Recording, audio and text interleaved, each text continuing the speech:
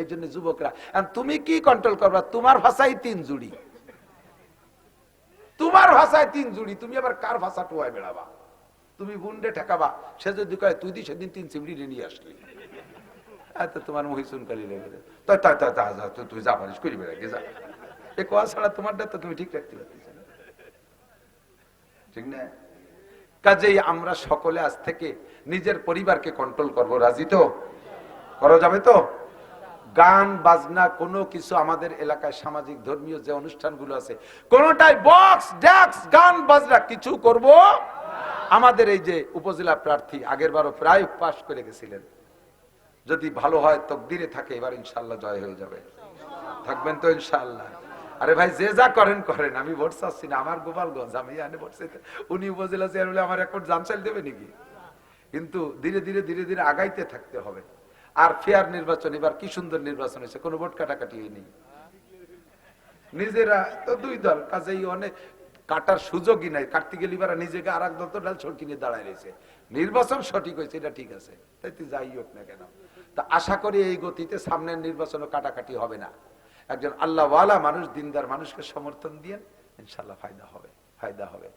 উনি নিয়ে আসছে আমার কাছে একদল যুবকদেরকে, সে যুবকরা গান বন্ধ করে দিয়ে, মেলা বন্ধ করে সুন্দর মাহফিলের ইন্তজাম, আগামীবার সেই যুবকদের পক্ষ থেকে উলামা সম্মেলন হবে। পাগল, কিছু কিছু পাগল থাকেন এলাকায় পরিচিত পাগল, আমাকে এলাকায় ছিল নসু পাগল, প্রায় 80-85 বছর বয়স হবে, এবার গতবার মারা গেছে।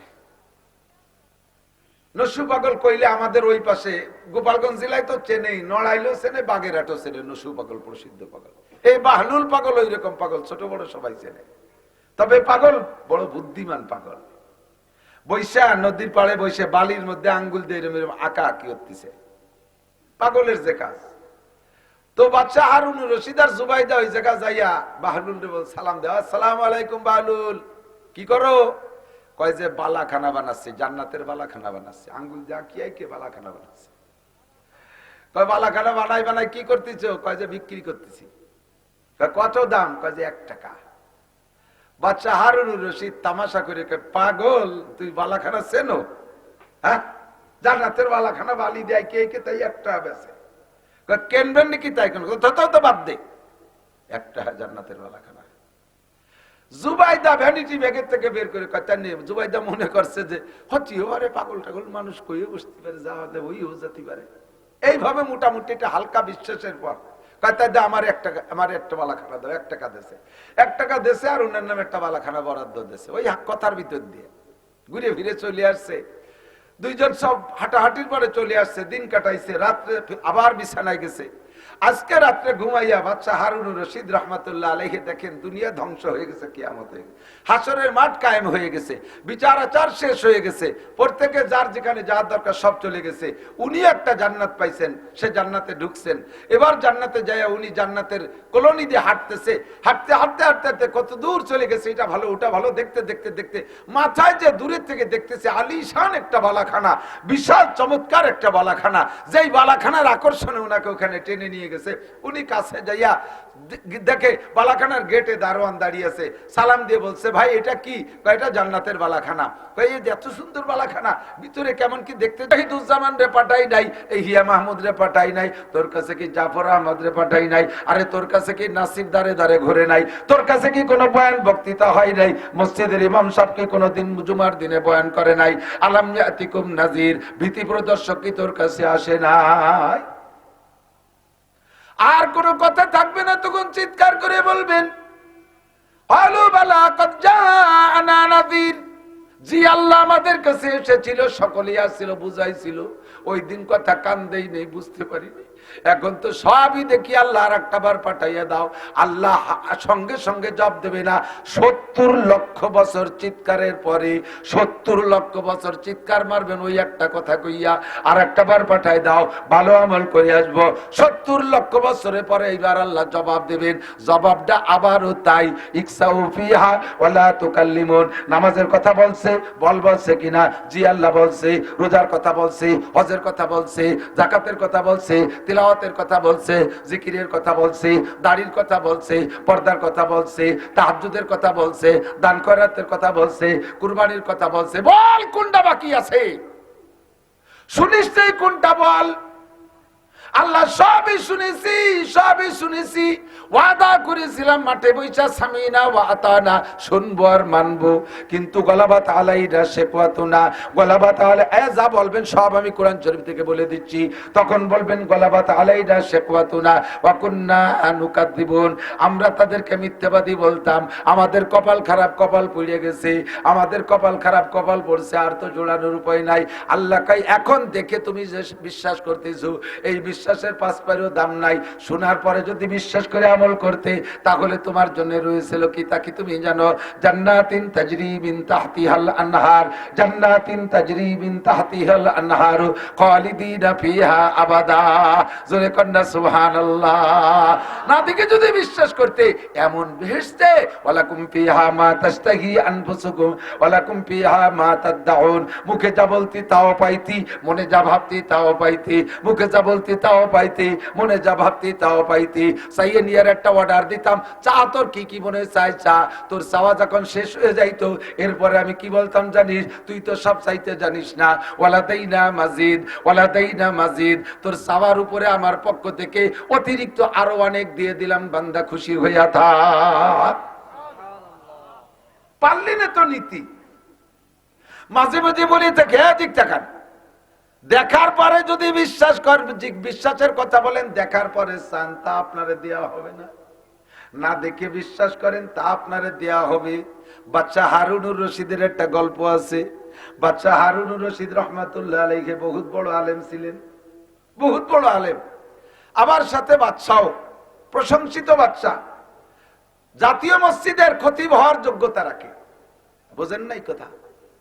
প্রত্যেক মুসলিম দেশের প্রধান যিনি হবে, প্রেসিডেন্ট, তার ভিতরে আর যত যোগ্যতা থাকতে হবে, তার ভিতরে অন্যতম যোগ্যতা থাকা উচিত তার জাতীয় মসজিদ, দেশের শ্রেষ্ঠ রাষ্ট্রীয় মসজিদ যেটা, ওই মসজিদের জুমার নামাজ পড়ানোর যোগ্যতা তার থাকতে হবে। আমাদের বাংলাদেশে তো আছে মাশাআল্লাহ। আর খেপালাম না, যাজ্ঞ বাচ্চা হারুনুর রশিদ জাতীয় মসজিদের খতিব, বহুত বড় বুজুর্গ, আল্লাহ ওয়ালা মানুষ।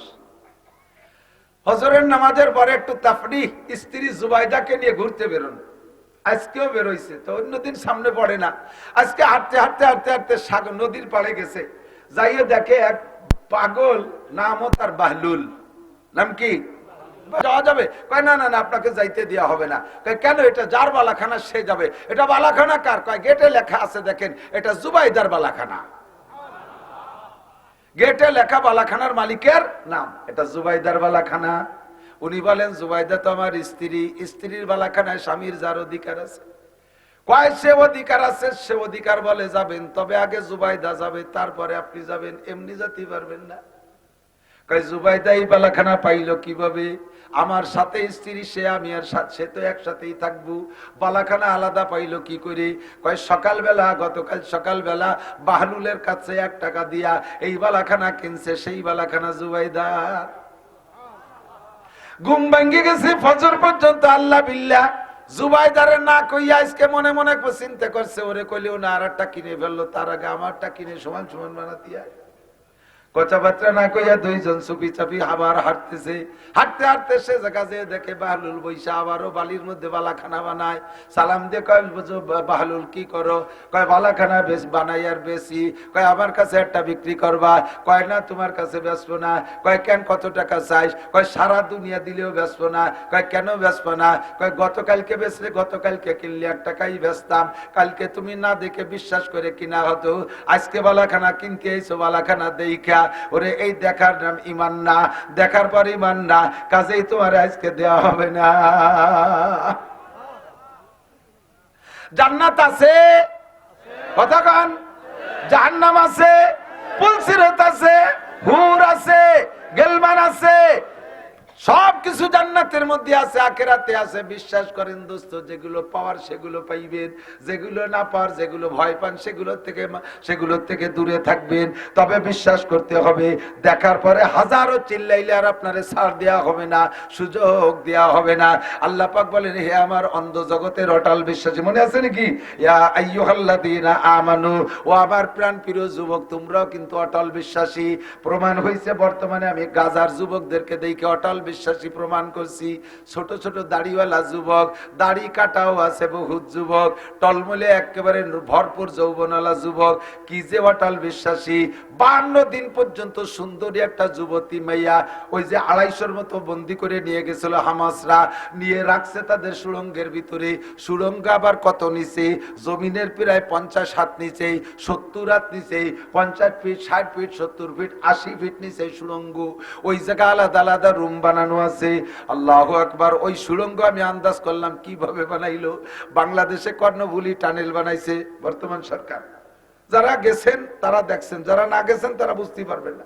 কর্ণফুলী নদী প্রচন্ড স্রোতলা নদী এবং গভীর নদীর মধ্যে অন্যতম। সেই কর্ণফুলী নদীর পানি যে জায়গা যে শেষ, তারপরে মাটি শুরু হয়েছে, ওই মাটিরও 150 ফিট তল দিয়েছে টানেল। টুও কথা না, আমি যাই আইছি 2 বার। যেদিন ছাড়ছে তার পরের দিন আমি গেছি, বিমানে নামছি, প্রাইভেটে নিয়েও দেখতে গেছি। ওই গভীর সুড়ঙ্গের ভিতরে রাখছে একজন যুবতীরে পাহারা দেওয়ার জন্য। একটা যুবক, রুমের মধ্যে আর কেউ নাই। মাটির নিচে 70 ফিট মাটির নিচে খাস একটা রুমের ভিতরে ইসরায়েলি মেয়েরা বড় সুন্দরী, পশ্চিমের সবই সুন্দরী সুন্দরী যুবতী একটা মেয়েকে পাহারায় দেশে, তার দেখভাল আর খেদমতের জন্য দায়িত্ব দেশে একটা টলমুলে যুবক সৈনিক, হামাসের একটা যুবক। 52 দিন পর্যন্ত এই যুবকটা ওই যুবতী মেয়েটারে পাহারাদারি করছে। তার ঔষধ পানি দিয়েছে, তার খাবার দাবার দিয়েছে, তার গোসলের পানি দিয়েছে, তার পানের পানি দিয়েছে, তার সব কিছু পরিবেশন করছে। আল্লাহু আকবার। 52 দিন পরে যে যখন যুবতী মেয়েটারে বন্দি থেকে খালাস দিবে, এই সিদ্ধান্ত হলো, ওর ভিতরে ওই মেয়েটাও পড়ছে বন্দি খালাসি। আল্লাহু আকবার। মেয়েটা এবার যুবকরে বলতেছে, বাইরে 52টা দিন আপনি আমাকে খেদমত করলেন, এর ভিতরে একটা দিন আপনার চেহারা আমি দেখতে পারলাম না। এমন নির্জন জায়গা, যে জায়গা আর কেউ নাই, ওরা যদি হাজারো অন্যায় করে ঠেকানোর কেউ নাই, দেখারও কেউ নাই। অথচ যুবকটা একটা বারও মেয়েটার মুখখানের দিকে তাকাই নাই, চক্ষু নিচু করে আর এক দিক ফিরে তার সমস্ত পরিবেশন করেছে। এমনকি নিজের মুখ কান খুলে ওই মেয়েটারে দেখাই নাই। যেদিন বন্দি বিনিময় হয়ে যায়, ওই দিন যুবতী মেয়েটা যুবকরে বলতেছে, বাইরে 52টা দিন তুমি আমারে এমন খেদমত করলে, আপন ভাই তো এরকম করে না, নিজের বাপও এরকম করে না, চাচা এরকম করে না। আরে এত নিরাপত্তা দিয়ে রাখছো, তুমি আমার সতীত্বের গায়ে আঘাত করো নাই, তুমি আমার কোন গায়ে স্পর্শ করো নাই, তোমার মতো মানুষ জগতে মেলে না। ও ভাই আজকে চলে যাব, তোমার মুখখান একটু খোলো। 52 দিনের মধ্যে তোমারে দেখলাম না, যার বেলা তোমার একটু দেখা যায়, যার বেলা একটু দেখে যায়। যুবক কয়, আমি আল্লাহর বান্দা, আমি মুমিন, ইন্নী ইমরুউম মুমিন, আমানতু বিল্লাহ, আনা মুসলিম, আমি মুসলমান, আমি ঈমানদার, আমি আল্লাহকে ভয় পাই। আমার আল্লাহ বলেছেন, কুল্লিল মুমিনিন ইয়াগুদ্দু মিন আবসারিহিম, মুমিন পুরুষদেরকে বলে দাও পরনারীর সামনে চক্ষু নিচু করে। বুন্ডে তোমার সেবা করেছি, একটা দিনও তোমার চেহারা আমি দেখি নাই। তোমার নাকটা কেমন, চোখটা কেমন, ঠোঁটটা কেমন আমি জানি না, তোমার কিছুই আমি দেখি নাই। আমি অন্য দিক থেকে তোমার সেবা করেছি, আমার চেহারাও তোমাকে দেখানো জায়েজ নাই। নির্জন কক্ষে আমি দেখাইলে দুনিয়ার কেউ দেখবে না। আরে আর কেউ দেখুক আর না দেখুক, আমার আল্লাহ বলেছেন, ইয়া আইয়ুহাল্লাযীনা আমানুত্তাকুল্লাহ, যেখানে থাকিস না থাকিস আল্লাহকে ভয় কর। আমি এই গভীর এই কুয়ার ভিতরে, আমি এই টানেলের ভিতরে, আমি কেউ আমাকে না দেখলে আমার আল্লাহ দেখে, আমার আল্লাহ দেখে। আমি সেই বিশ্বাসে তোমারে মুখ দেখাইতে পারবো না, আমি তোমার মুখও দেখতে পারবো না। যাও, তুমি চলে যাও। অবশেষে যখন গাড়িতে উঠাই দিছে, যাওয়ার বেলায় গাড়িতে বসে কয়, ভাই আরে তুই একটা বার আমার তোর মুখ কান দেখা, আমি এখান থেকে যাই হয়তো ইমানদার হয়ে যাব। আমি তোকে মায়ের দুনিয়ায় যদি নাও পাই, হাসরের মাঠে আমি আল্লাহর কাছে দাবি করব, আল্লাহ এমন একটা ইমানদার সাথে এমন দুনিয়ায় আমার দেখা হয়েছিল, তার সাথে আমাকে জান্নাতে দাও। হয়তো ভাই দাবি আমি করে বসতে পারি। কাজেই দুনিয়ায় তোমার মুখখান একবার আমারে দেখাও, আমি তোমারে চিনে রাখবো, হাসরের মাঠে কোটি কোটি মানুষের মধ্য থেকে তোমারে চিনে নেব। যুবক সে সময় কয়, তোমার সাথে দুনিয়া আমার আর কোনো সম্পর্কের দরকার নাই। যদি তুমি ইমানদার হও, আমারে ভালোবাসো, আখিরাতে আমার সাথে তোমার এমনিতেই দেখা হবে, দুনিয়া থেকে আমার চিনে যাওয়া লাগবে না। এর নাম হলো অন্ধ জগতের অটল বিশ্বাসী।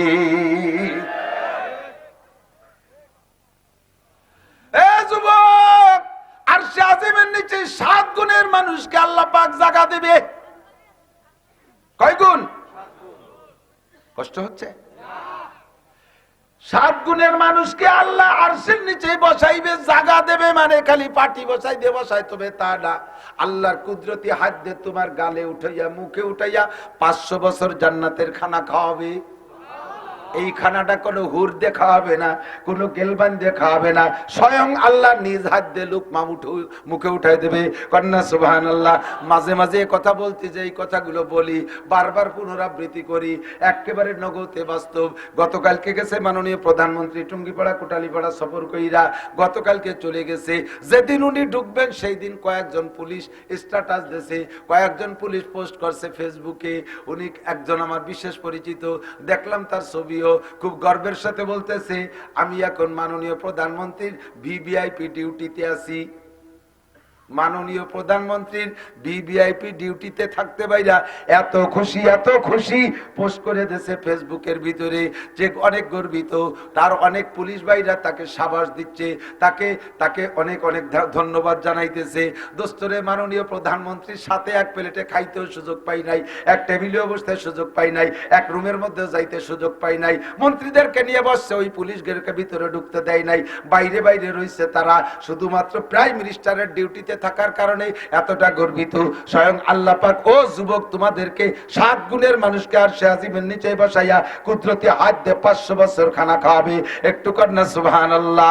তার ভিতরে হলো শাআবুন নাশা ফি ইবাদাতিল্লাহ, রাজুলুন যাকারাল্লাহ কালিয়ান ফাফাজাত আইনা, রাজুলুন দাতু ইমরাতুন যাতু হাসাবিন ওয়া জামাল ফাকালা ইন্নী আখাফুল্লাহ। ওই যুবক যার যৌবনকালটা দিনদারির মধ্যে কাটাইলো, ওই লোকটা যে গভীর রাত্রে উঠে মানুষের ঘুমের সময় সে উঠে চোখের পানি ফেলাইয়া আল্লাহর সাথে যোগাযোগ করলো, ওই যুবক রাজুলুন দাতু ইমরাতুন যাতু হাসাবিন ওয়া জামাল। যেই যুবককে গভীর নির্জন মুহূর্তে, গভীর রাত্রে নির্জন মুহূর্তে করে সুন্দরী রূপসী নারী ডাকে, আসো বন্ধু, তুমি আমার সাথে তোমার চাহিদা পূরণ করো, আমাকে আনন্দ দাও, তোমার চাহিদা পূরণ করো, এমন করে যদি নির্জন মুহূর্তে ডাকে, আর ওই সময় বলতে পারে, ওই হামাস যুবকের মতো, গাজার মুসলমান যুবকের মতো, মুসলিম ফিলিস্তিনি সৈনিকের মতো বলতে পারে নির্জন মুহূর্তে, ইন্নী আকাফুল্লাহ, দুনিয়ার কিছু করে স্বাদ নেব, বন্ধুরে আমি কিন্তু আল্লাহকে ভয় পাই, আমার আল্লাহ দেখে কি দেখে না। আল্লাহু আকবার। এর নাম হলো অন্ধ জগতের অটল বিশ্বাসী। আল্লাহ পাক রব্বুল আলামিন ডাক দিয়ে বলে, হে অন্ধ জগতের অটল বিশ্বাসী, আমার পাগলরা, দুনিয়ায় বহুত পাগলামি করো, তুমি দুনিয়ায় বহুত পাগলামি করো। কি পাগলামি করো? আল্লাহু আকবার। তোমার যে মেধা আর ব্রেন আছে, তোমার যে যোগ্যতা আছে, তাতে তুমি হাজারো গুনার কাজ করতে পারো। সব কিছুকে লাথি মারছো যুবক, গান ছাড়ছো, বাজনা ছাড়ছো, ফেসবুক ছাড়ছো, ইউটিউব ছাড়ছো, টেলিভিশন ছাড়ছো, মদ ছাড়ছো, গাঁজা ছাড়ছো, ইয়াবা ছাড়ছো, ফেন্সিডিল ছাড়ছো, জেনা ছাড়ছো, কক্সবাজার ছাড়ছো, কুয়াকাটা ছাড়ছো, নিরিবিলি পার্ক ছাড়ছো, দুনিয়ার পার্ক ছাড়ছো, বান্ধবী ছাড়ছো, বন্ধু ছাড়ছো, সব কিছু ছাড়ছো। তুমি আমার অন্ধ জগতের অটল বিশ্বাসী পাগল। মোহাব্বতের সাথে ডাক দিয়ে একটা কথা বলি, ভালো করে মনে রাখো, ইত্তাকুল্লাহ। ভয় করবেন কাকে? জোর হলো না, কাকে? বললাম আল্লাহ, তোমারে ভয় করব। কেমন ভয়?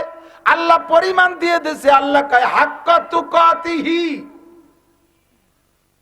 মুখে মুখে বলো ভয় করি, এতে এনাফ নয়, এতে যথেষ্ট নয়, ভয় করার মতো ভয় করো। বলেন ভয় কাকে? অরিজিনাল ভয় কারে করব? আরে বাঘরে ভয় পাই ধরে ছিঁড়ে বুড়ে খেয়ে ফেলবে এই পর্যন্ত শেষ, সাপরে ভয় পাই কামড় দেবে মরে যাবে এই পর্যন্ত শেষ, আগুনরে ভয় পাই পড়লে পুড়ে মরে যাবে এই পর্যন্ত শেষ, বাপরে ভয় পাই পিটেন দেবে এই পর্যন্ত শেষ, পুলিশরে ভয় পাই ধরে নিয়ে জেলে দেবে এই পর্যন্ত শেষ, বিচারকরে ভয় পাই ফাঁসি দেবে এই পর্যন্ত শেষ। কিন্তু আমার আল্লাহর বিচার কত দূর, তার তো কোনো শেষ নাই। একবার ঢুকাই দেবে ফি নারি জাহান্নামা খালিদিনা ফিহা আবাদা, চিরকাল চির জাহান্নামে ফেলাই দিবে। এটা বাংলাদেশের হাইকোর্টে দিতে পারে না, এটা বাংলাদেশের কোনো জজ দিতে পারে না, দুনিয়ার কোনো বিচারপতি এই ফয়সালা আমাকে দিতে পারে না। এই ফয়সালা দিতে পারে মালিক ইয়াউমিদ্দিন, বিচার দিনের মালিক আমার আল্লাহ। সেই যদি বলে দেয় তুমি চির জাহান্নামী, ও দোস্তরে, তাহলে আর বাঁচানোর কেউ নাই। কথা বলেন ঠিক কি ঠিক না? এই জন্য ভয় পাওয়ার মতো ভয় পাও আল্লাহকে। আল্লাহর ভয় যদি অন্তরে থাকে, টানেলের মধ্যে সুযোগ পাইয়া মেয়েকে ধর্ষণ করা যায় না। আল্লাহর ভয় যদি অন্তরে থাকে, তাহলে রাতের অন্ধকারে মদ গাজায়া বা খাওয়া যায় না। আল্লাহর ভয় যদি অন্তরে থাকে, সুন্দরী মেয়েকে নিয়ে কক্সবাজার কুয়াকাটা পার্কে ঘোরা যায় না। আল্লাহর ভয় যদি অন্তরে থাকে, জিনা ব্যভিচার করা যায় না। আল্লাহর ভয় যদি অন্তরে থাকে, চুরি ডাকাতি করা যায় না। আল্লাহর ভয় যদি অন্তরে থাকে, টোনার মোনার রাস্তাঘাটের মাল এগুলো মাইরা খাওয়া যায় না, জাতির হক নষ্ট করা যায় না। আল্লাহর ভয় যদি অন্তরে থাকে, নামাজ ছাড়া যায় না। আল্লাহর ভয় যদি অন্তরে থাকে, দাড়িতে খুর দেওয়া যায় না, দাড়িতে খুর দেওয়া যায় না। আল্লাহর ভয় যদি অন্তরে থাকে, বেপরদা করা যায় না। এই জন্য আল্লাহ পাক রব্বুল আলামিন বলেন, হাক্কা তুকাতিহি, যেমন ভয় করা দরকার সেরকম ভয় করো। জানতে চাইলাম আল্লাহ, তোমারে তো অবশ্যই ভয় পাই, তবে এই ভয় করলে লাভ কি, একটু পুরস্কার কি বলো? আল্লাহ পাক রব্বুল আলামিন বলেন, আমাইয়াত্তাকিল্লাহ ইয়াজআল লাহু মাখরাজা ওয়া ইয়ারযুকহু মিন হাইসু লা ইয়াহতাসিব। আমার প্রাণপ্রিয় যুবক লক্ষ্য করো, আমার বুড়ো বাবারা খেয়াল করেন, পর্দার আড়ালে মা বোনরা খেয়াল করেন। আল্লাহ পাক বলেন তাকওয়ার পুরস্কার দুইটা। জোর হলো না? আরো জোরে। কোনদিন অস্বীকার করতে পারবে না, তাকওয়ার পুরস্কার দুইটা। আল্লাহ আয়াতের মধ্যে বলেন, একটা হলো কি কয়, ওমাইয়াত্তাকিল্লাহ, যে আল্লাহকে ভয় পায়, ইয়াজআল লাহু মাখরাজা, যত প্রকার বিপদ আপদ আছে তার থেকে বের হওয়ার জন্য আল্লাহ পাক আসান রাস্তা তৈরি করে দেয়। আল্লাহর ভয় অন্তরে থাকলে যে জায়গায় বিপদে পড়বেন, আরে নারী সংক্রান্ত বিপদে পড়ছেন, সে জায়গা থেকে বাঁচাই দেবে কে? ইউসুফ আলাইহিস সালাতু ওয়াস সালামের কিসসা জানেন না? সবাই কম বেশ শুনছেন, উলামায়ে এসে গেছে। আমি একটু পুনরাবৃত্তি করি, কষ্ট হচ্ছে? বলবো বলবো। কত সুন্দর মানুষ ছিলেন। যে মানুষের চেহারা যত সুন্দর হয়, তার ভিতরে যৌন স্পৃহা তত বেশি হয়। নারী হোক আর পুরুষ হোক, যাদের চেহারা সুন্দর বেশি, তাদের যৌন ক্ষমতা, যৌন পাওয়ার, যৌন স্পৃহা বেশি। ইউসুফ আলাইহিস সালামের চেহারা কেমন? উতি কি বলে, উতিয়াত, তাকে দেওয়া হয়েছে শত্রু সূরা। গোটা মানব জাতির জন্য আল্লাহ তাআলা যে রূপ বাজেট করছে, সব মানুষ মিলে আদম থেকে কিয়ামত পর্যন্ত এই কোটি কোটি মানুষের জন্য একটা বাজেট আছে না? প্রত্যেক জগতের একটা আলাদা বাজেট। বাঘের একটা চেহারা, বাঘ চেহারা একটা বাজেট, ওই চেহারা বাঘরাই পাবে। হাতির মধ্যে কি বাঘের চেহারা হয়? গরুর মধ্যে বাঘের চেহারা হয়, গরুর চেহারা আলাদা, ছাগলের চেহারা আলাদা, কুত্তর চেহারা আলাদা। কুত্তু আর শিয়ালে একই রকম দেখা যায়, তার মধ্যে একটু বেশকম আছে, আছে না? তবে মানব জাতির একটা চেহারা বাজেট আছে। এই পুরো মানব জাতির যে বাজেটকৃত চেহারা, বরাদ্দকৃত চেহারার অর্ধেক, পুরো চেহারার অর্ধেক একা ইউসুফ আলাইহিস সালাম দিয়েছে। ভালো করে বোঝেন নাই বলে সুবহানাল্লাহ জোর কম হইছে, একটু কর না। ইউসুফ আলাইহিস সালাম একারে দিয়েছে অর্ধেক চেহারা, আর যে অর্ধেক না, সেই অর্ধেকের অর্ধেক আবার ইউসুফ আলাইহিস সালামের দাদি দিয়ে দিয়েছে। তাহলে দাদি আর নাতি মিলাইয়া 75%, 75, 12 আনা। আর 4 আনা আমাকে সবার মধ্যে ভাগ হয়েছে। যত নায়িকা বলেন, পশ্চিমে দক্ষিণে উত্তরে যা আছে, প্রিয়াঙ্কা চোপড়া মোপড়া যা আছে, সবার মধ্যে ওই 4 আনা ভাগ হয়েছে। তাহলে কি পাইছি কোন দিদি? আমি পর্যন্ত তো থাই আমার যে হালাত।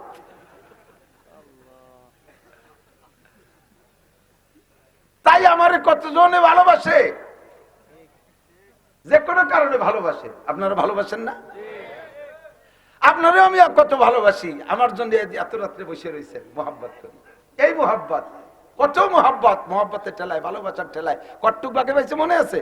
ওই 4 আনারে হাজার হাজার কোটি ভাগ করছে, তাই যেটুক পাইছে তারই জ্বালায় একজন আর একজনের পর আশেক হইয়া কচু গাছের সাথে গলায় দড়ি নিয়ে মরে, তার এতে লাগতে পড়ে, বাসের তলে মাথা দেয়। সুবহানাল্লাহ। এগুলো আছে না নাই কথা? তাহলে ইউসুফ আলাইহিস সালামটা যদি অর্ধেক দিয়ে থাকে, কেমন মানুষটা? তৎকালীন বিশ্বের এমনি মিশরীরা সুদর্শন, এখনো দেখেন মিশরীরা খুব রূপস সুদর্শন। তার ভিতরে বাদশা আজিজে মেসের, তার স্ত্রী জুলাইখা, সেও তৎকালীন শ্রীমতী জুলাইখা, বিশ্ব সুন্দরীর মধ্যে অন্যতম। ইউসুফ আলাইহিস সালামের দাদির পরেই যারা সুন্দরী, তার মধ্যে জুলাইখা একটা টলমলে যুবতী। আল্লাহ বৃদ্ধা হয় নাই, কিন্তু ছেলে মেয়ে নাই, বাচ্চা কাচ্চা নাই, কেমন যেন চিরকুমারীর মতো। এই জুলাইখা ইউসুফ আলাইহিস সালামকে পর আশেক হইয়া ডাইকে নিয়ে গেছে। যখন বাচ্চা অফিসে চলে গেছে, পালসে তো পড়ছে, সন্তানের মতোই ভালোবাসে লালন পালন, এর কাছে কাছে রেখে হাত ধরে করে সামনে বসে। আরে কেমন তা ভালো না ভাই, সে উপায় নাই তো। উনার চেহারায় উনার ফুবু নিজেই এত আত্মহারা। উনার মা ছোটবেলায় মারা গেছে, ফুবু উনার ভাই আব্বারে বলছে ভাইজান ছেলেটা আমার কাছে পালি। তো ছেলেটারে নিয়ে গেছে, কয়েকদিন পাইলে ফুবু এত পাগল হয়ে গেছে ভাতিজার উপরে। এখন একটু বড় হয়েছে, বাপে বাড়ি নিয়ে আসবে, লেখাপড়া শিখাতে হবে, ফুফু কোনো মতেও দেবে না বিদায়। এখন ওই সময় বিচার ব্যবস্থা ছিল যে কোনো কিছু চুরি করে, চোর যদি মাল সহ ধরা পড়ে তাহলে ওই চোরের বিচার হলো ওই চোরের মালিককে দিয়ে দিতে হবে, চোর মালিকের বাড়ি থাকবে, আর নিতে পারবে না কোনোদিন। এখন ইউসুফ আলাইহিস সালামের ফুফু রেখে দেওয়ার জন্য কৌশল আসছে যে ওরে চোর বানাতে হবে। ফুফুর বাড়ির একটা মাল এইটা হারাই গেছে, ওইটা ইউসুফ আলাইহিস সালাম ব্যাগ বুক নিয়ে বাড়ি যাচ্ছে, পরে সেই মাল হারাই গেছে। বাড়ি যে বাইরে কইছে ইয়াকুব আলাইহিস সালাম হচ্ছে, ভাই তোমার সালের আমার কি যেন চুরিয়ে নিয়েছে, দেখো ব্যাগ বুক তো আমার এইটা চুরিয়ে নিয়েছে, যাই যে সত্যি সেই পিয়ালা সেই ব্যাগের মধ্যে। তাহলে এনে বিচার কি কয়, দিয়ে দিতে হবে ফুফুরে, ইউসুফরে ফুফু বাড়ি দিয়ে দিতে হবে। বহুত কায়দা বায়দা সে আনতে ছাড়াই রাখছে। এরপরে ইউসুফ আলাইহিস সালামের ভাইরা 12 জন, 1912 ভাই, তার ভিতরে ইউসুফ তো ইউসুফই। ইয়াকুব আলাইহিস সালাম ছেলের পর এমন আসে পাগল, এর কারণে বাকি 11 ভাইরে অতটা ভালোবাসে না, মোটামুটি বাসে, কিন্তু এর জন্য নজর আলাদা হয়ে গেছে। সব ভাই মিলে তারা কুয়োর মধ্যে ফেলাইছে। সেখান থেকে প্রতিক্রিয়া নিয়ে আজিজে মেসরের কাছে বিক্রি করছে। আজিজে মেসর এইভাবে লালন পালন করছে। আল্লাহু আকবার। মাঝে যাইয়ে শেষের টুকু নেই। এরপরে যে ইউসুফ আলাইহিস সালাম জেলখানায় গেল, জেলখানায় যাওয়ার পরে জেলখানার লোক ওনারে দিয়ে পাগল হয়ে গেছে। সবাই এসে কয় আপনি আমার দোস্ত, আমার সাথে একটু দোস্ত পাতান, আমার সাথে একটু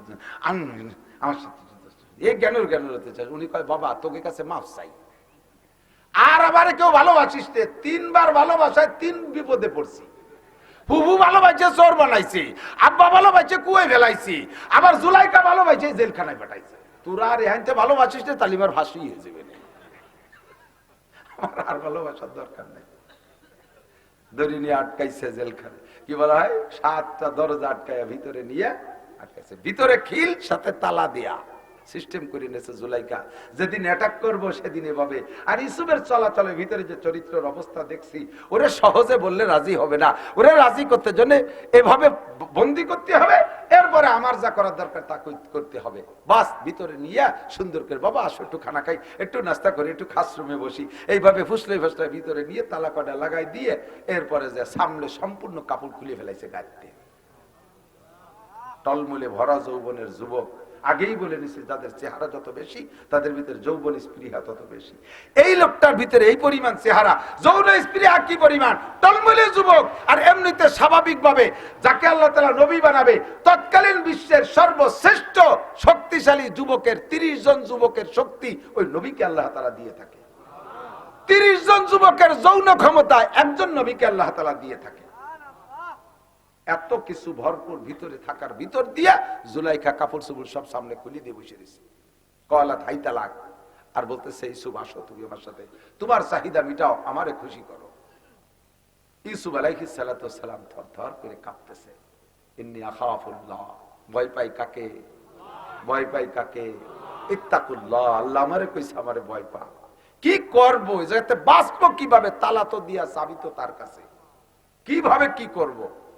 ইতিমধ্যে ইউসুফ আলাইহিস সালাতু ওয়াস সালাম দেখতেছে জুলাইখা আবার মূর্তি পূজারী ছিল, ওর মূর্তি ওই জায়গায় ওই রুমের মধ্যে একটা খাস মূর্তি, প্রত্যেক বিধর্মী যারা আছে যারা মূর্তি পূজারী দেখবেন ছোট ছোট মূর্তি রুমের মধ্যে থাকে না, সকালবেলা ঘুমাতে উঠে তার একটু ইবাদত বন্দেগী করে তারপরে বাইরে হয়। তো জুলাইখার একটা প্রাইভেট মূর্তি, প্রাইভেট ভগবান ওই রুমের মধ্যে। তো এই কাজের আগে জুলাইখা করছে কি তার মূর্তিটার মাথা কালো কাপড় দিয়ে পেঁচায় ভাঙিয়ে দিচ্ছে।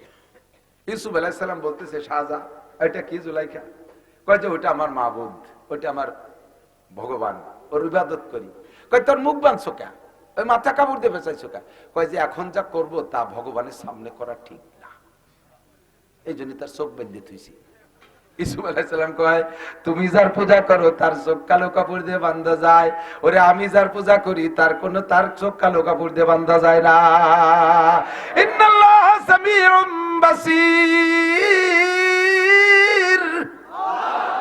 আমার আল্লাহ শোনেও দেখে তোর ভগবানের চোখ কালো কাপড় দিয়ে বানলি দেখে না, আমার মালিকের চোখ কালো কাপড় দিয়ে বান্ধা যায় না, সে সর্বহালাতে দেখে। জুলাইখা তোমার এই মাটি মূর্তির ভয়তে যদি তার চোখ বান্ধে রাখো দেখা। আরেকটা বলবো, সেটা 2 নম্বর পুরস্কার, ওয়ায়ারযুকহু মিন হাইসু লা ইয়াহতাসিব।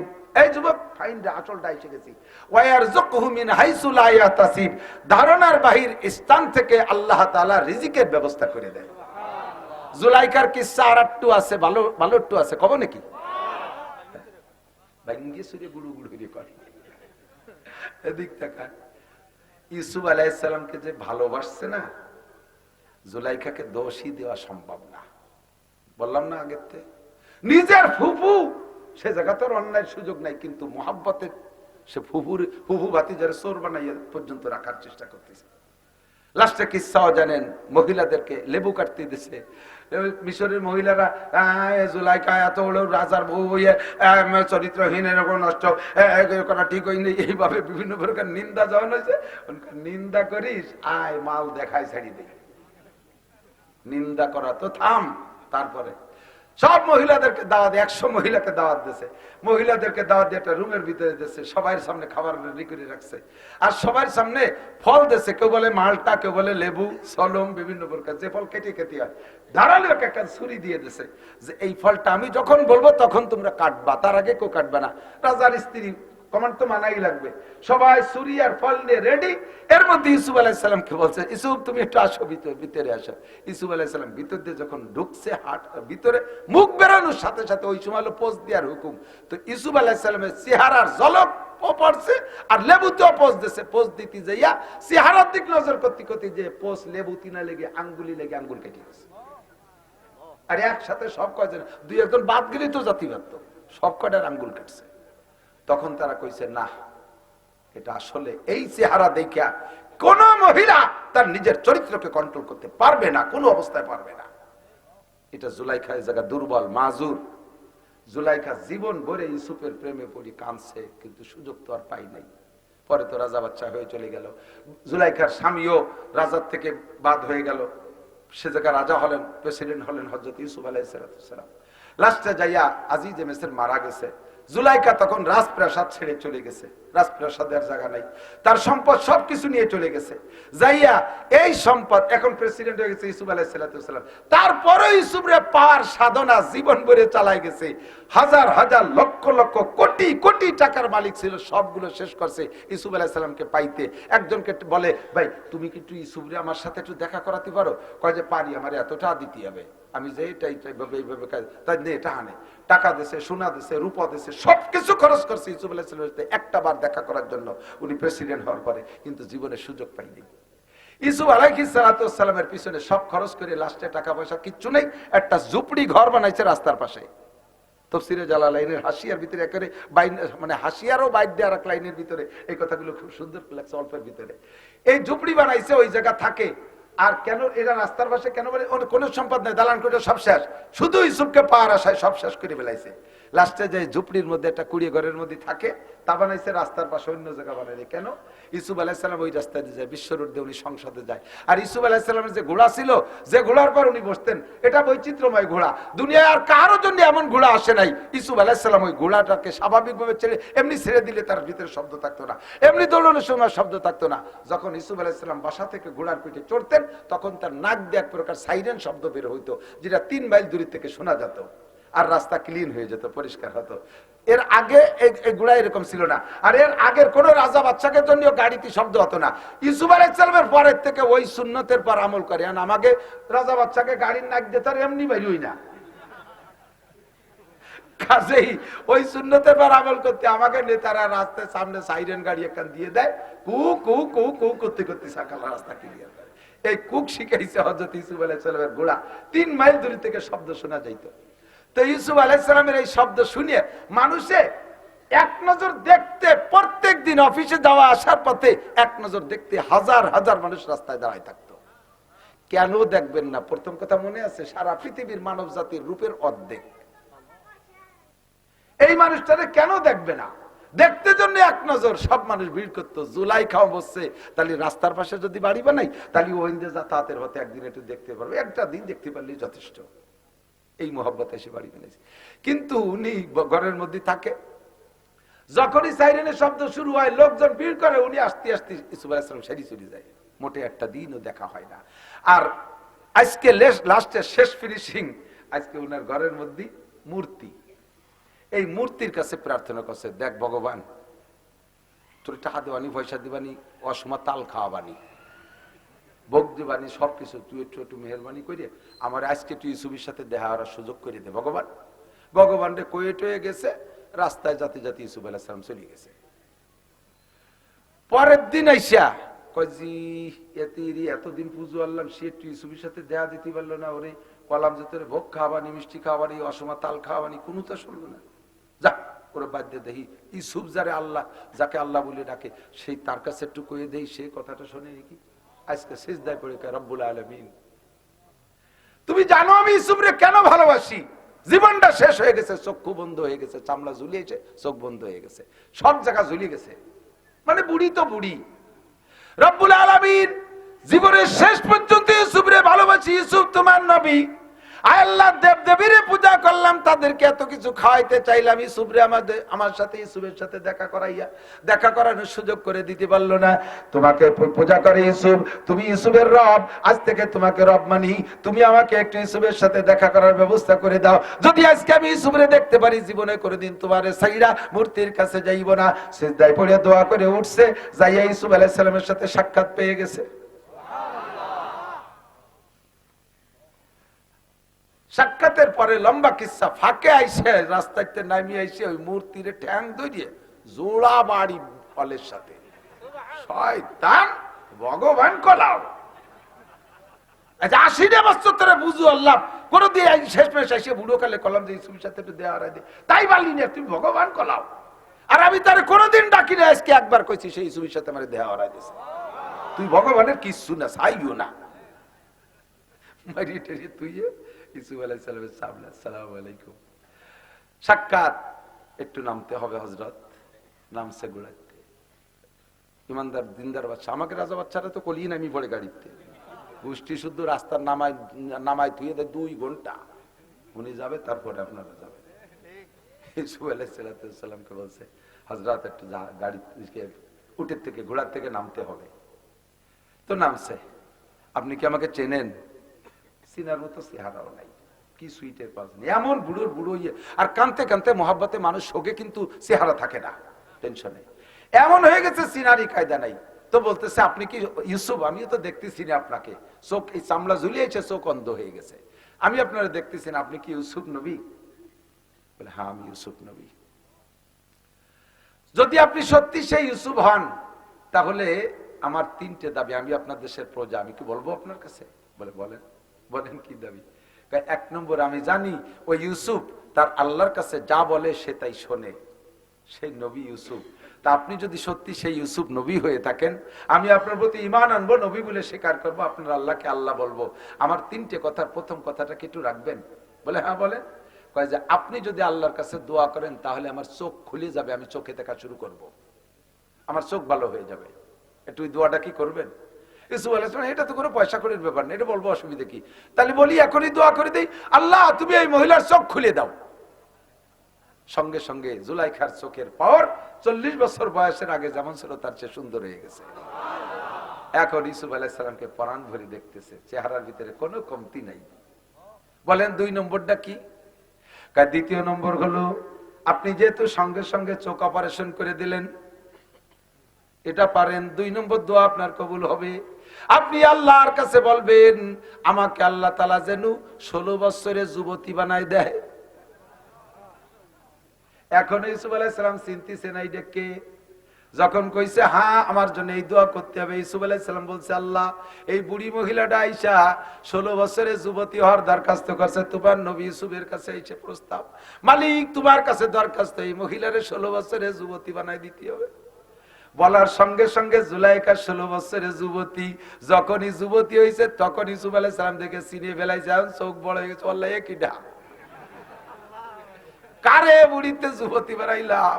এদি সেই জুলাইকা, যেই জুলাইকা 100 জন মহিলা রাত কাটছে, যেই জুলাইকা আমারে অ্যারেস্ট করছিল, যেই জুলাইকা আমারে জেল কাটাইছে, ওরে এদি সেই জুলাইকা। আল্লাহ এখন কি করবো? এখন ওনার পরাণ কাঁপতেছে, কনিবার 3 নম্বরটা কয়ে তাড়াতাড়ি আমার রাস্তা ছাড়েন। কয় 3 নম্বরটা হলো আমাকে বিয়ে করতে হবে।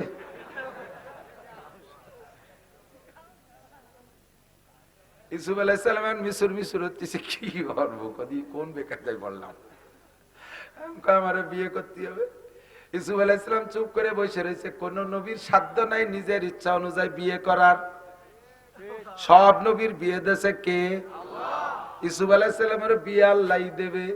জুলাইখা কয়, তোমার জন্য কানতে কানতে আমার চক্ষু শেষ হয়ে গেছে, তোমার জন্য কানতে কানতে সব আমার শেষ করে দিয়ে এই রাস্তার পাশে আইসা রাজপ্রাসাদ থেকে নেমে একজন নবীরে পাবো আশা আমি সাবলা বানায় যেখানে রয়েছি, আমার জীবনের সব শেষ করে দিয়েছি।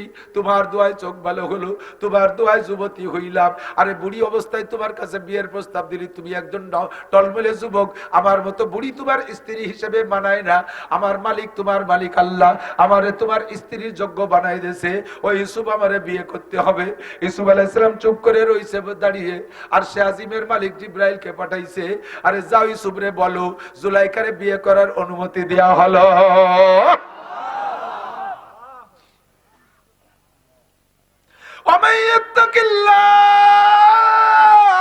ওই ঘরের ভিতরে আল্লাহরে ভয় পাইয়া জুলাইখার হাত থেকে বাঁচছে। আল্লাহ তাআলা তাকে রিজিকের ব্যবস্থা, সেই জুলাইখার রিজিক, রিজিক মানে খালি ভাত কাপড়ের নাম রিজিক না, মনের যা চাহিদা প্রয়োজন সবকিছুর নাম রিজিক। সেই জুলাইখাকে আল্লাহ তাআলা ইউসুফের বউও বানাই দিয়েছে, স্ত্রীও বানাই দিয়েছেন। কন্যা সুবহানাল্লাহ। ইউসুফ আলাইহিস সালামের আরো স্ত্রী ছিল, ভাগ্যক্রমে সেই সমস্ত স্ত্রীদের পেট থেকে কোনো সন্তানই হয় নাই। এই বুড়ি জুলাইখারে যুবতী বানাইয়া যে স্ত্রী বানাই দিয়েছে, ইউসুফ আলাইহিস সালামের সন্তান মাত্র এই জুলাইখার পেট থেকে 3টে সন্তান হয়েছে। সেই সন্তানদের মধ্যে একটা সন্তানের নাম মানসা। কি নাম? ইনিও পরবর্তীতে নবী।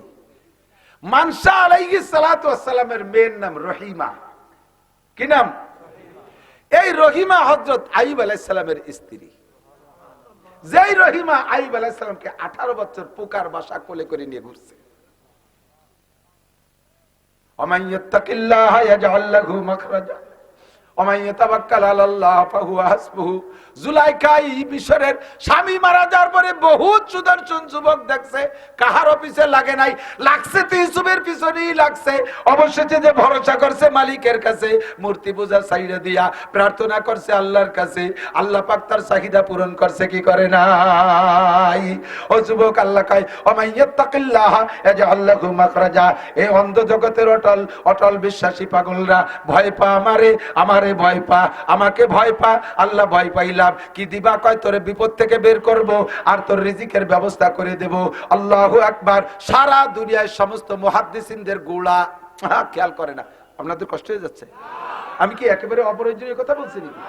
একটু খেয়াল করেন, মনে রাখবেন। আর এক জায়গায় যে বলবেন আমি ওসিয়াত করে দিলাম, আল্লাহর রহমতে শুনিয়ে বলি নাই, টুও বলি নাই, বানায় বলি নাই, যা আমি তাফসীরে দেখছি তাই আপনাদের নকল করি বলবেন, বিলকুল মিথ্যা হবে না ইনশাআল্লাহ। নিয়ে যেতে পারবেন না কথাগুলো? মসলা মনে থাকে না, কিসসা তো সুন্দর মনে থাকে, তবে যেভাবে বলছে এইভাবে বলবেন। বাড়াই ছাড়াই যেন আর লম্বা পাঁচ বানাই দিলেন না। যেটুক কইছে এটুক কইয়েন। বলবো আরো? সারা দুনিয়ার এই আপনাদের এদিক খেপলা জাল বানায়, খেপলা জাল, জাকি জাল। জাকি জাল শুরু হয় কিন্তু ওই গোড়াইতে, তো গোড়া যেটুক মাথায় যে কি সেটুক, মানে উপরে ওই দড়ির মাথায় যে জায়গা, নিচে কি অটুক, অটুক হলে কি ছড়াবে নাকি, মাছ বাঁধবে নাকি? আস্তে আস্তে আস্তে আস্তে বাড়তি থাকে না, এর নাম নেট। এর নাম কি? নেট। আর সেখান থেকে নেটওয়ার্ক, এই আছে না নেটওয়ার্ক, সারা দুনিয়া ছড়ালো।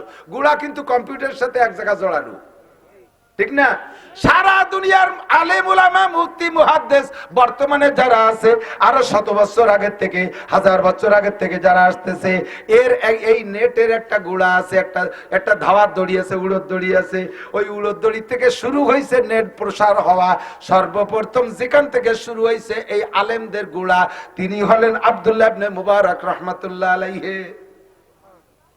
সারা দুনিয়ার মুহাদ্দিসদের মুহাদ্দিস, শাইখুল হাদিসদের শাইখুল হাদিস আব্দুল্লাহ ইবনে মুবারক, ওনার আব্বার নাম মুবারক করিম। এ যুবক মনে রাখ, ইত্তাকুল্লাহ। রিজিকের জন্য হাসিনের কাছে হাত পাইতো না, ব্যারাকেডামস কারিতাস বিয়ার ডিভিশনের বাড়ির কাছে যাইও না, নেতার লেজে লেজে ঘুইরো না, চুরি ডাকাতি কইরো না, আল্লাহকে ভয় করো। আল্লাহকে আমি রিজিকের ব্যবস্থা করে দেব। একেবারে প্রত্যক্ষ একটা ওয়াকিয়া থেকে তুমি শিক্ষা নিতে পারো। আব্দুল্লাহ ইবনে মুবারক রাহমাতুল্লাহ আলাইহি এত বড় মুহাদ্দিস, পৃথিবীতে ওনার পরে আর কোন মুহাদ্দিস অত বড় আসে নাই। ইমামে বুখারী রাহমাতুল্লাহ আলাইহির উস্তাদ। মুনাজাত করে দেই, কিরকম কিরকম আপ ডাউন ভাব টেকতেছে। হ্যাঁ, পেশাব আসলে এক আঙ্গুল উঁচু করবেন। টুয়োটা চলে গেলে মনে হবে আমার আওয়াজ ভালো লাগতেছে না। পেশাব আসলেই কেউ বসে থাকবে না। পেশাব আটকায় বসে থাকলে ডায়াবেটিসের ক্ষতি হয়, তারপরে কিডনির ক্ষতি হয়। উঠবেন, অবশ্যই উঠবেন, কেউ বসে থাকবে না পেশাবে। দেখছেন এই যে কত মানুষ এই বিপদে ছিল, যে ছুটি পেয়েছেন। আবার আইসেন কিন্তু আর চলি যান না, আমার ভাকা জায়গা বসাই থেকে। আব্দুল্লাহ ইবনে মুবারক রাহমাতুল্লাহ আলাইহি, আব্দুল্লাহ ইবনে মুবারক রাহমাতুল্লাহ আলাইহি বহুত বড় বুজুর্গ, বহুত বড়। তাহলে একশো যাইয়ে নিক, জান জান কিরা কিরা যাবেন, জান হয়েছে? আর আছে কেউ? টা দেবেন নাকি? আমার দেখ, আব্দুল্লাহ ইবনে মুবারক রাহমাতুল্লাহ আলাইহি মানে কি জানেন? আরবিতে ছেলের নাম আগে বলে, পরে ইবন কয়ে বাপের নাম বলে। আব্দুল্লাহ ইবনে মুবারক মানে মুবারকের ছেলে আব্দুল্লাহ। তাহলে আব্দুল্লাহ হলো মূল মুহাদ্দিস রাহমাতুল্লাহ আলাইহি। শুধু এই আব্দুল্লাহ কইতে একটু ভয় ভয় লাগতেছে, অবশ্যই বিশাল ভয় লাগতেছে, বহুত বড়, আমার হাজার উস্তাদের উস্তাদ। এই আব্দুল্লাহ ইবনে মুবারক রাহমাতুল্লাহ আলাইহির আব্বার নাম মুবারক করিম, একেবারে নিছক একজন গোলাম। একটা গোলাম, বুঝেন তো? এই জামানা গোলাম কলি বুঝবেন না। গোলাম মানে আপনার বাড়ির গরুর মতো।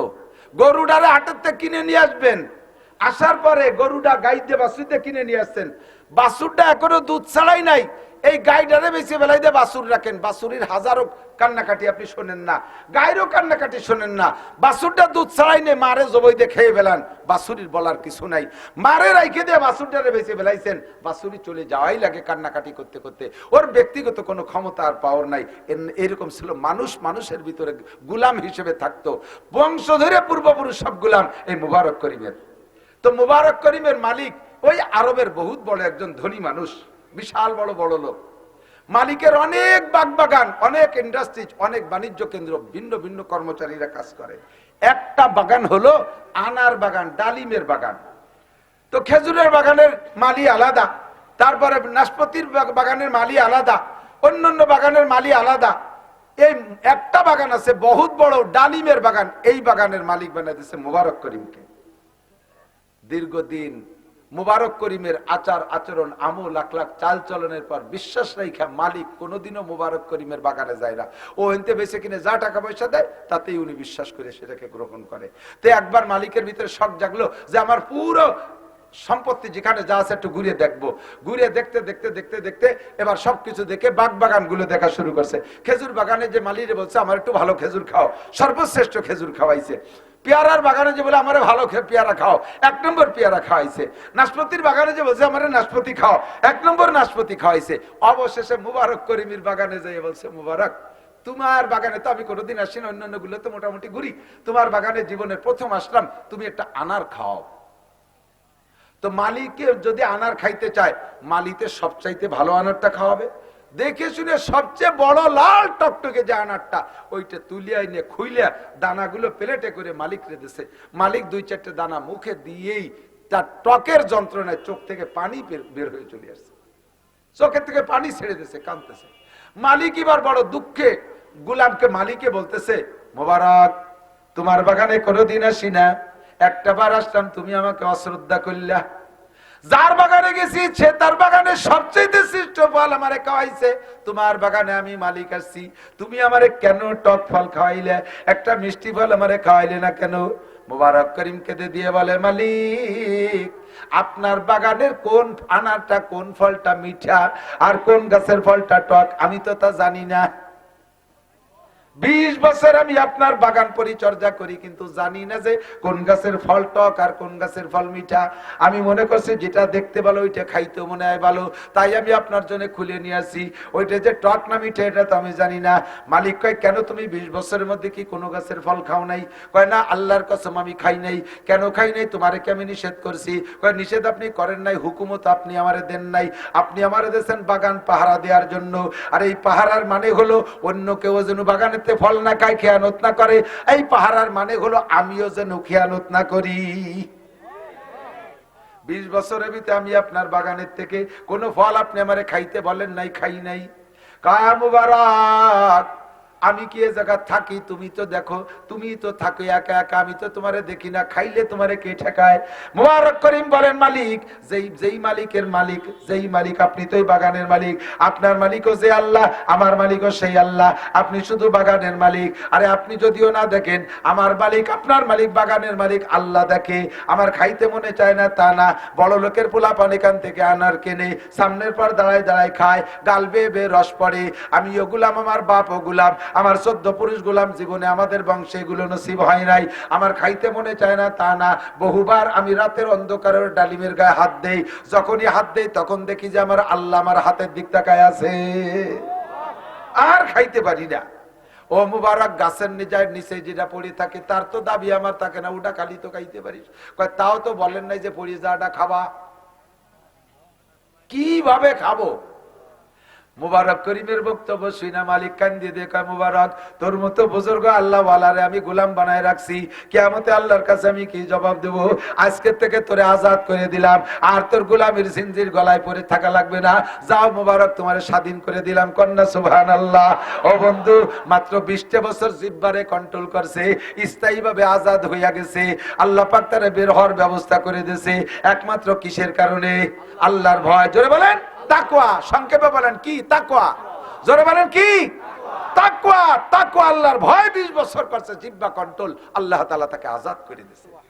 এখন মালিক বাড়ি যাইয়া স্ত্রীর কাছে কাঁদতেছে, কয় যে একটা কাজ যা করি আইছি, একদিক দিয়ে খুশি আর একদিক দিয়ে তো কষ্টও লাগতেছে। কয়, কি হয়েছে কদি? কয় যে আমার সে মুবারক করিম রে আজাদ করে দিছি। বউও কাঁদতে দিতেছে, তাই শেষ।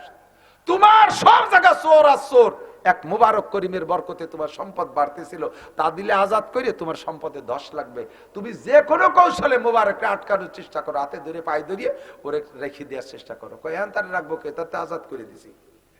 কয়, তারপরও যাও দেখো, মুবারককে ডাকছে, মুবারক, আজাদ করে দিছি, তুই চলে যাবি বাবা, তোরে ঠেকাইতে পারবো না। তবে বাবা, তুই যদি মেহেরবানি করে আমার এই বাগানে থাকিস, আমার অধীনে থাকিস, তোরে আমি বিশাল একটা পদ দিয়ে দিলাম, বিশাল একটা পদ। আমি আমার টোটাল সম্পদের মূল মালিক, তুই আমার পরে সেকেন্ড মালিক। গোটা সম্পদের চিফ কমান্ডার তুই, আমার পরেই তুই। তুই কিভাবে আমার বাগানে থাকবি, তোরে মোটা বেতন দেব, আজাদ, তুই স্বাধীন, কোনো সমস্যা নেই। মালিক, আপনার করুণায় স্বাধীন হয়েছি, আপনি যা বলবেন তাও আমি এখন মানতে রাজি। বাস, মুবারক করিম রে বিশাল সম্পদ, বিশাল বেতন দিয়ে মালিকের এই চিফ ম্যানেজার বানাই দিছে। সম্মান বাড়ছে না কমছে? কিসের কারণে? তাকওয়া। বলেন কিসের কারণে? 20 বছর জিহ্বারে কন্ট্রোল করছে, এখন মালিক মুবারক করিম খালি খাবে আর খাবে। ও মুবারক, তুই খেয়াল রাখিস বাপ, কিছুদিনের ভিতরে মালিকের মাইয়ে বিয়ে দেবে। এখন মেয়েটা বিয়ে দেবে কার সাথে? পরামর্শ কি দিয়ে কি করা যায়। স্বামী স্ত্রী দুইজন পরামর্শ করে একটা মাত্র মেয়ে, বিশাল সম্পদ দেখে শুনে বিয়ে দিতে হবে। ছেলেটা কেমন হলি ভালো হয়? বুদ্ধিজীবী উপদেষ্টাদের কাছে পরামর্শ নাও। স্ত্রী কয় যে আর বুদ্ধিজীবীর দরকার নাই, আমাদের উপদেষ্টা মুবারক করিম, আমাদের উপদেষ্টা। আর একজনের কাছে জিজ্ঞেস করবা, উল্টো পাল্টা বুদ্ধি দেবে। যদি হিংসুটি হয় তাহলে আড়াইনি বাড়াইনি একটার সাথে ধরাই দেবে, পাম্পটি দিয়ে সে জীবনটা শেষ হয়ে যাবে। আর ছোট মেয়ে বিয়ে দিবা, বড় জামাইয়ের সাথে পরামর্শ করবা, ও তো অনুমতি দেবে না। ও কবে যে এর কি বয়স হয়েছে, মাত্র 22 বছর বয়স, এত তাড়াতাড়ি বিয়ে দেবেন? ও আমার সাথে সিঙ্গাপুর যাবে, আমার সাথে মালয়েশিয়া যাবে, কক্সবাজার, কুয়াকাটা ইত্যাদি সবর, তারপরে জামাইতে মাইয়ে বিয়েই দিতে দেয় না শালিকে। আমানতদার দেখে কার কাছে পরামর্শ কয়? মুবারক করিমের কাছে। মুবারক ডাকছে, মুবারক, মেয়ে বিয়ে দেবে, একটা ছেলে, কেমন ছেলে হলি ভালো হয় তুই কত আমরা খুঁজি। তো মুবারক কাজে আমি আর কি পরামর্শ দেবো, আমি হাদিসে পড়ছি তুনকাহুল মারাতুলি আরবা, মেয়েদেরকে বিয়ে দেওয়া হয় ছেলেদের মধ্যে 4টে গুণ দেখে, অথবা মেয়েদেরকে বিয়ে করে ছেলেরা মেয়েদের মধ্যে 4টে গুণ দেখে। 1 নম্বর হলি হাসাবিহা, মেয়ের রূপ দেখে, বংশ দেখে, ভালো বংশের মেয়ে বিয়ে করলে সন্তানও ভালো হয়। 2 নম্বর হলি জামালিহা, রূপ দেখে। 3 নম্বর হলি মালিহা, মালদার পার্টি দেখে। 4 নম্বর এলি দিনহা, মেয়ের মধ্যে দিন আছে কিনা তাই দেখে। সেম উল্টো, ছেলে কি ভালো বংশের কিনা, ছেলের পয়সা ভালো কিনা, ছেলের টাকা পয়সা চেহারা ভালো কিনা, ছেলে কি বলা হয় ছেলেটার দিনদার কিনা, এরকম দিক দেখে বিয়ে করে মানুষ, ছেলে মেয়ে বিয়ে দিয়া দিয়ে করে। তবে আল্লাহ নবী বলছেন বাকি 3টে থাকলে ভালো, চেহারা ভালো থাকলে ভালো, বংশ ভালো হলেই ভালো, সম্পদ ভালো থাকলে ভালো, না থাকলে দোষ নাই। তবে ফাসফার বি জাতির দিন, দিনদার কিনা এইটাকে প্রাধান্য দাও, দিনদারিকে প্রাধান্য দাও। গরিব হোক, চেহারা কম হোক, বংশ খারাপ হোক, তবে তাহাজ্জুদ পড়নেওয়ালি মেয়ে, দিনদার ছেলে, আল্লাহওয়ালা ছেলে, এই দিনদারিকে প্রাধান্য দিতে বলছে হুজুর। এটা আপনার ব্যাপার মালিক, আপনি যেটা ভালো মনে করেন। আর মালিক কয় যে মোবারক তুই জন এই কথা বলি, আর আল্লাহ নবীও কইছে দিনদারকে প্রাধান্য দিতে, তাহলে ঠিক আছে, তোর পছন্দ মতো একটা ছেলে 1 বছরের মধ্যে খুঁজে নিয়ে আয়। 1 বছরের ভিতরে একটা পছন্দ মতো ছেলে খুঁজে আনবি, মেয়ে বিয়ে দেব। আর মুবারক করিম যেই লাঠি নিয়ে ছেলে মাপতি বেরোইছে, যে ফিতে নিয়ে ছেলে মাপতি বেরোইছে, যেই মুবারক করিম 20 বছরের মধ্যে পড়া ডালিমটা খাই নাই, সেই মুবারকের ফিতে মাপে সৈয়তি ছেলে পাওয়া বহুত বড় কঠিন। মুবারক বছর খানি ঘুরিয়ে আইছে, মালিকরে ফিতে ফেরত দিয়েছে, মালিক এই ফিতে মাপে আসে না কেউ। আমি হবে না, আমার দ্বারা বাদ দেন, আমারে চাকরি দিয়েছেন, আমি চাকরি রেখে। স্বামী স্ত্রী 2 জন 1 বছর পরে খবর পাইয়া পরামর্শ করে কয় আর আমাকে ছেলে খোঁজার দরকার নাই, ওই ফিতে মাপে ছেলেও পাওয়া যাবে না, মুবারকরে দড়ি ফুড়ি ওর সাথে দেয়া যায় নাকি তাই দেয়। মালিক মুবারকরে ডেকে নিয়েছে, বাবা আর খোঁজার দরকার নাই, তুই আমার মেয়েটা বিয়ে কর, তুই আমার জামাই। কন্যা সুবহানাল্লাহ। কোথার থেকে জামাই হয়েছে বলেন তো? গোলামের থেকে জামাই। কিসের ওসিলায়? কি মাত্র কি বলো? তাকওয়া। ওয়ামান ইয়াত্তাকিল্লাহ ইয়াজআল লাহু মাখরাজা ওয়া ইয়ারযুকহু মিন হাইসু লা ইয়াহতাসিব। দারুণের বাহির থেকে ইস্তার, কি কলা রিজিকের ব্যবস্থা। মুবারক কান্দে দেশে, মালিক আমি তো এই দেশে, তাই যদি বাংলাদেশে থাকতাম তাহলে বিয়ে আরো সহজ ছিল, কারণ বাংলাদেশে বিয়েতে পয়সা লাগে না, বিয়ে করলে আরো পাওয়া যায়। আমি তো গোলামের বাচ্চা, গোলাম সবে মাত্র আজাদ হয়েছি, একটা পয়সা আমার নাই। আপনি বড় লোকের মাইয়ে, দেনমোহর দেবো কোন জায়গাতে? বিয়ে করতে তো দেনমোহর দেওয়া লাগে, বাংলাদেশে তো দেনমোহর দেওয়া লাগে না, খালি লেখলি হয়ে যায়, বরঞ্চ 3 লাখ পাওয়া যায়। আমি দেনমোহর ছাড়া বিয়ে করবো কিভাবে? মালিক কয় যে তুই দেনমোহর দিয়েই তো বিয়ে করবো। টাকা পাবো কোন জায়গা? আমার পুরো সম্পদের 3 ভাগের 1 ভাগ তোমার নামে দলিল করে দিলাম। টোটাল সম্পদের 3 ভাগের 1 ভাগ, 3-এর ভিতরে ওসিয়ত, 3-এর 1-এর ভিতরে ওসিয়ত নাফেজ হয়, 3-এর 1-1-এর ভিতরে আমার টোটাল সম্পদের 3 ভাগের 1 ভাগ তোমারে দিয়ে দিলাম। কিসের ওসিলায়? জোর হলো না? যুবক তুমি তাকওয়া অবলম্বন করো, তাহলে তোমার এরকম হবে। মালিকের দোকানে চাকরি করো, মালিক নাই, বাস তাকওয়ার ঠেলায় ব্যাংক ভরি বেলায় দিচ্ছে হাইতে গোবনে, আন্ডারগ্রাউন্ড ইন্দুরির মতো তল দিয়ে টাকা লাগাই টিনেছে। মুত্তাকিন নামও রাখছে কি? মুত্তাকিন নাম, মোখলেস নাম, আতর আলী, গায়ে ভাটার গন্ধ।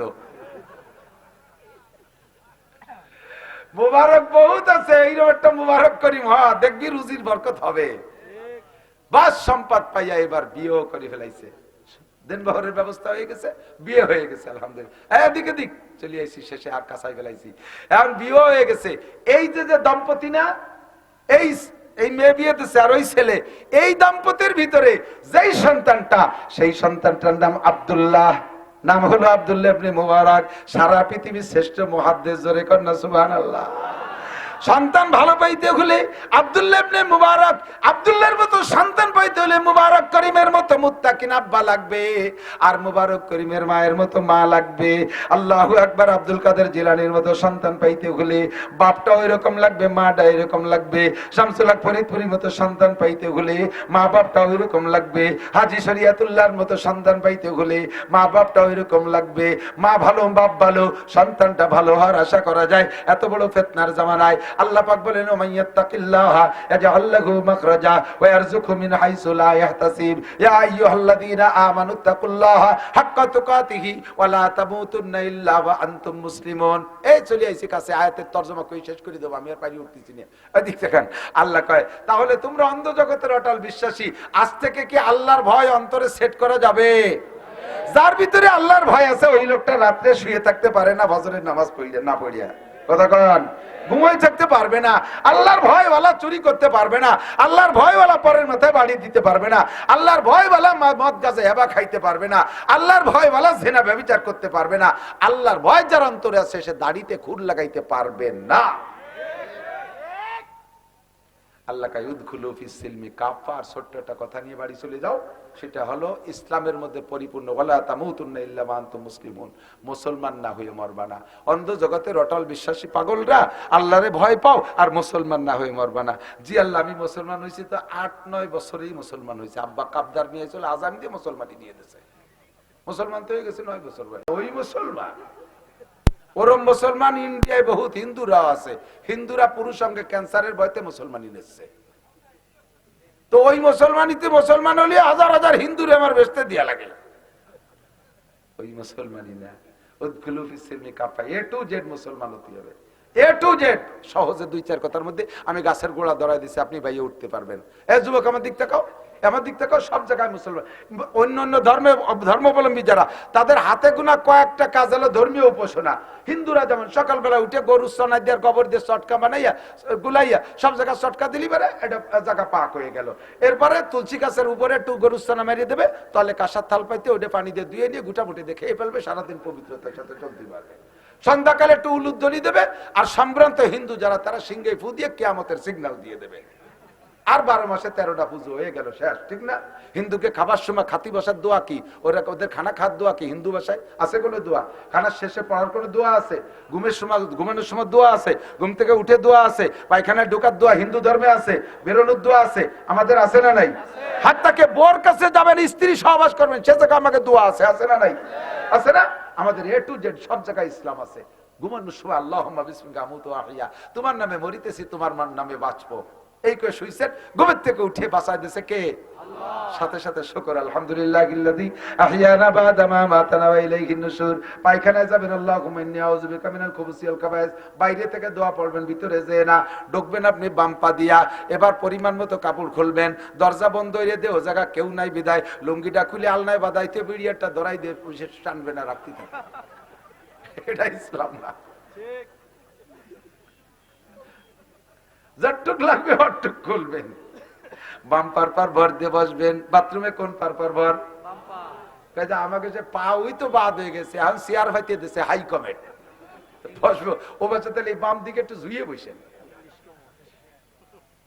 হ্যাঁ, ইংলিশ কমেন্ট, মুসলিম কমেন্ট, আরবি কমেন্টে আগিয়ার জুত পাই নেই, ইংলিশ কমেন্টে পায়খানা, পায়খানাও ক্লিয়ার হয় না, ঔষধ খাই আগা লাগে। বাম পাশের বার ভর দিয়ে বসবেন, ক্লিয়ার হবে বেশি। এবার 3টে ঢিলা ব্যবহার করবেন। গরমকালে সামনের ডা, প্রথমটা সামনের থেকে পিছনের দিক। পুরুষের শরীর গরমকালে একরকম থাকে, শীতকালে আর একরকম হয়ে যায়।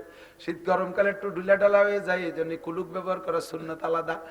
প্রথম ঢিলাটা সামনের থেকে পিছনের দিক, দ্বিতীয়টা পিছন থেকে সামনের দিক, তৃতীয়টা সামনের থেকে পিছনের দিক।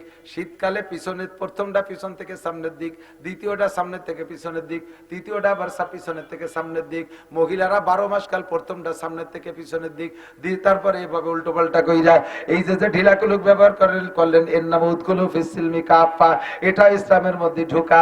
এবার পানি খরচ করবেন প্রয়োজন পরিমাণ, অতিরিক্ত পানি খরচ করবেন না, যতটুক দরকার ততটুক। এবার সবচাইতে সুন্দর হয় পানি খরচের পরে বাথরুমের মধ্যে একটা শুকনো কাপড় রাখবেন, অতিরিক্ত একটা কাপড় রাখবেন। ওই কাপড় দিয়ে আপনার নির্দিষ্ট স্থানের ভিজে জায়গাটা মুছে ফেলবেন, আপনার পরনের কাপড়টা ভিজবে না।